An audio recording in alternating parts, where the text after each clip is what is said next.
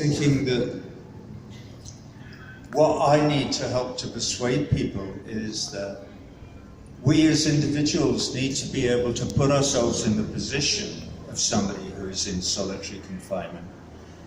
I've been to one or two events like this, except they weren't a lot of people like this is. It was Andy Worthington and his dog listening to me when I was demonstrating for the release of Shaka Amar from Guantanamo a few years ago. Thank goodness he was eventually released and is now back with his family. Where was I?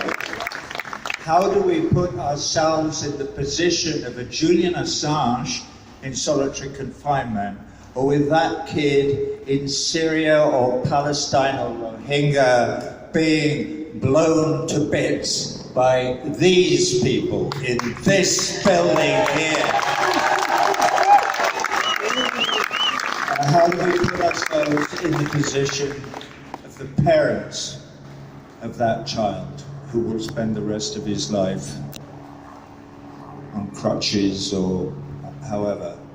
It's called empathy, and it is the most valuable thing that any human being can possess in their lives. And the reason that it's so valuable to all of you here, me, John, everybody involved in any of these movements, is because it brings us joy.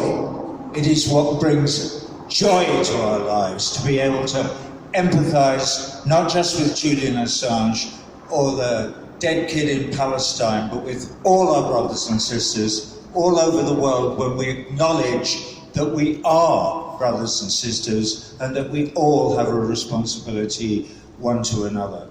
All right. Yeah!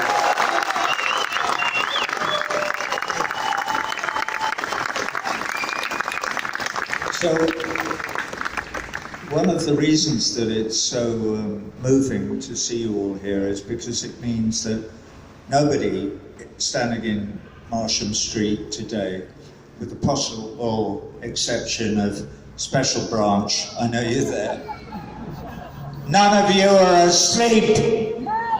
You are awake. You understand your predicament and the predicament of the other 65 million people who live in Great Britain. Well, no, it was never great. It was a lot better than it is now. When I was last here, my old lady was out and shopping, and she bought a toy for our dog to destroy. It's called a pet hay. I know this because there's a lady in somewhere in this great metropolis who makes, it's a little toy, and this one was Boris Johnson.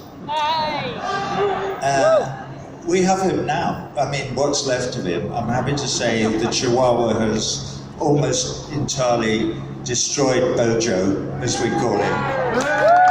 And we're happy to see that. So when I was making one of my little videos in support of the Bolivarian Revolution in Venezuela,